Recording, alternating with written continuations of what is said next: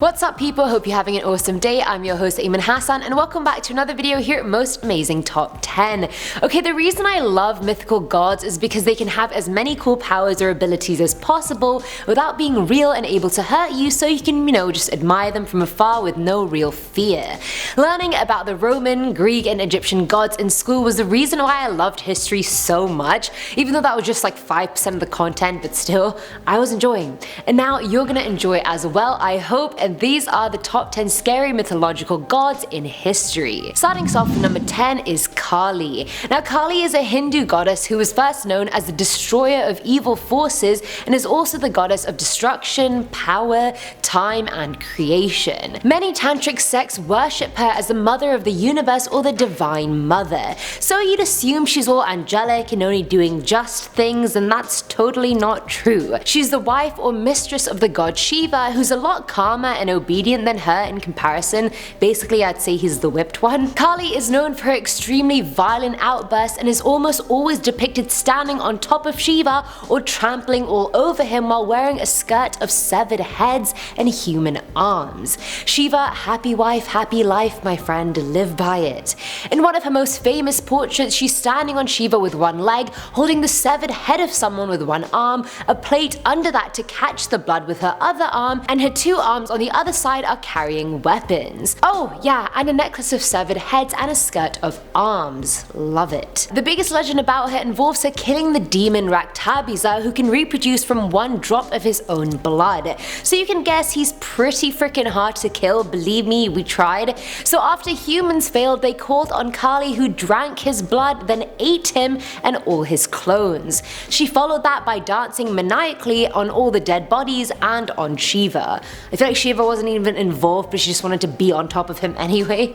Coming in at number 9 is Hel. Sounds familiar, doesn't it? Hel was from Norse mythology and she was the goddess of the underworld Helheim. As you probably guessed, her name was used for inspiration for the word of hell today. She was in charge of those who died due to old age or sickness, because people who died in battle went to Valhalla instead. Interestingly enough, she's the daughter of Loki, and one of her siblings is a serpent that's wrapped around the world called the Jormungand. And looks wise, it's a lot. Half her body is alive whilst the other is dead, and it's said she brought disease into the world the moment she was born. She's seen as extremely greedy and used to sweep through towns just killing everybody. For what reason?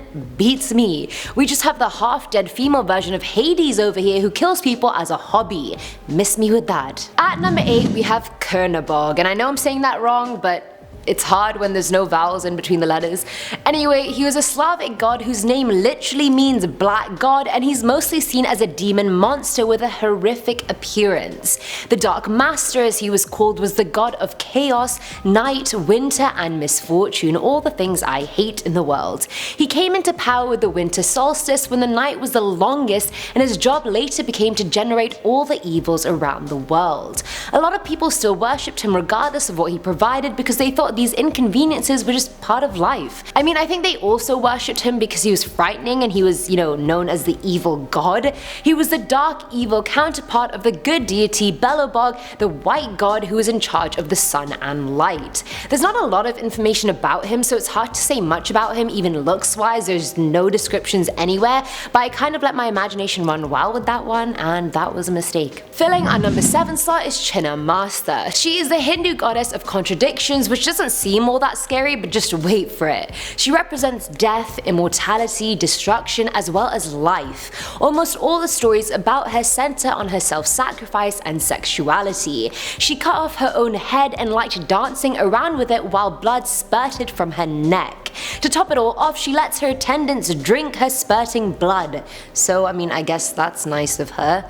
There are many stories surrounding why she cut off her head. Apparently a bunch of Hindu gods and demons extracted an immortality elixir from the ocean, and she drank all the demons' shares of it. She then quickly decapitated herself so they couldn't take it back from her. Weird flex, but okay. I feel like a lot of other things could have been done to prevent them from taking it back before, resorting to decapitating yourself, but she's also a goddess, so she can do whatever the hell she wants, so there's that. I personally won't be drinking out of her neck, but if she was in front of me, I'd probably do it out of sheer fear, and if you paid me, a lump sum of money to do it, I would. Now at number 6 is Aphrodite. Surprisingly, when I learned about her in school, I never saw her as a scary god. I just thought she was sweet. I mean, hello, she's the goddess of beauty, love, and sexuality. There's nothing really scary about that. I mean, no, love can be scary. That is a thing. Let's be warned. Now her origins are a bit contested. According to Homer's Iliad, she's Zeus and Dion's daughter, but other sources say she came from Cronus castrating Uranus and throwing his genitals into the sea. And then, you know, she came from the sea, from his genitals. She made Zeus hella worried with her sexual freedom, so he tried to tame her a bit by making her marry Hephaestus. Sadly, Hephaestus was ugly as hell, so our girl was not happy about it, so she cheated on him quite a bit. She happily rewarded those who honored her, but her vanity made her viciously cruel to those who didn't. There was an incident where the women on the island of Lemnos refused to sacrifice to her, so she cursed them with a major body odor so their husbands would never have sex with them again. In the tragedy Hippolytus only worships the god of virginity, and Aphrodite is furious at this, so she makes his stepmom Freyda fall in love with him knowing he'll reject her. After she gets rejected, she commits suicide claiming Hippolytus tried to rape her, and of course her husband banishes Hippolytus and prays Poseidon kills him. And he does. Plot twist. Coming in at number 5 is Manhit. She was a Nubian war goddess in Egyptian mythology, and her name literally means she who massacres, the slaughterer, and the one who sacrifices. She had aggression and murdery tendencies, which, you know, just isn't ideal. Looks wise, she has the head of a lion, so she also possesses all the hunting methods and aggressiveness of an actual lioness. In times of conflict, she would actually advance in front of the Egyptian army and cut down their opponents. And honestly, I don't want to mess with a goddess who is fiercer than an entire army. My odds would just be very low against her. She was also shown as the wife of other war gods like Anhur and Menthu, so this woman can hold her own and then some. I'd like to have her on my side for things, honestly. It's always good to have a Nubian war goddess on your side in times of peril, you know, like when your debit card gets rejected trying to buy pizza. Massive issue.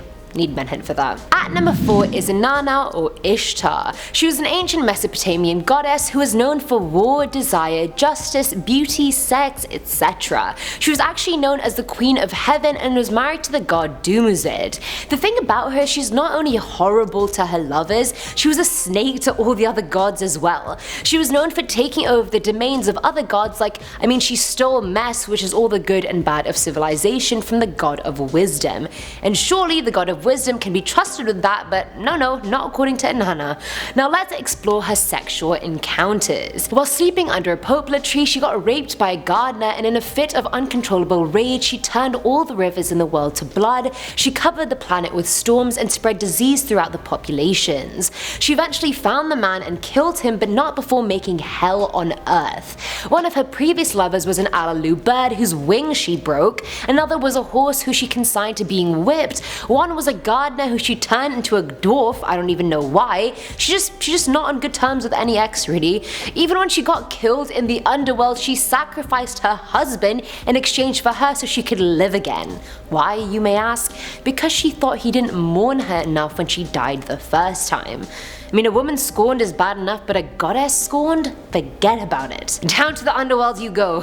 Filling our number 3 slot is Adro, and he is very interesting, and I'm not just saying that because I'm hosting this video, it's true. He's the god of the Lugbara people in Central Africa, and Adro is one part of a supreme god, the evil part, whereas Adroa is the good part of the god. Where Adroa is the god in the sky, Adro is the god on earth. Since both of them make a whole, they each have half bodies, so one arm, one eye, one ear, you get the gist. Adroa is tall, white, almost translucent, whereas Adro is short and coal black. He was the only god that could come into contact with humans despite being invisible most of the time. He can appear in any form, he can even appear as Adroa if he wanted to. He possesses women, making them do bad things, he causes death and illness, and he abducts people and feasts on them in front of one another. Imagine watching someone get eaten knowing that's gonna be you in like 5 minutes. His children are called the Adroanzi, and they're basically spirits who guard the dead, and they pretty much look like snakes. They follow people at night, and if you look back and manage to look at one, it'll kill you instantly. So not only is Adro not to be messed with, his kids will screw you up as well. This man has an army. Now at number 2 is Apep. He was the Egyptian god of chaos. Since Ra was the god of light and truth, Apep was his biggest enemy. He's always been depicted looks-wise as a giant serpent said to be 16 yards long and have a head made of flint, and because of this appearance, he was often called the serpent from the Nile. Apep wasn't just born like all the other gods, he actually came to be from Ra's umbilical cord, so really his creation was one of the consequences of Ra's birth. He was part of the underworld and would lurk before dawn just waiting for Ra or trying to get him. Other sources claim Apep wasn't from the underworld at all, he was just trapped there by Ra, or that he was imprisoned there for being evil. His one only aim in life is to engulf the world in the utmost darkness by killing and eating Ra and every single sun-related deity. So we have a revenge-thirsty snake god on our hands that will stop at nothing to destroy the god that's bringing light and truth to our lives. Gotta love drama. And finally, at number 1 is Cronus. This may have been a bit of a mainstream choice, I know, for number 1, but it's justified. Youngest of the first generation of Titans, Cronus overthrew his own father Uranus because he was jealous of his power, and then he was later overthrown by his own son Zeus. Karma takes no prisoners, people, not even for gods. Looks-wise, he's almost always depicted with a harp or scythe because that's what he uses to castrate others with, namely his dad. Remember when I said genitals were thrown into the sea to create Aphrodite?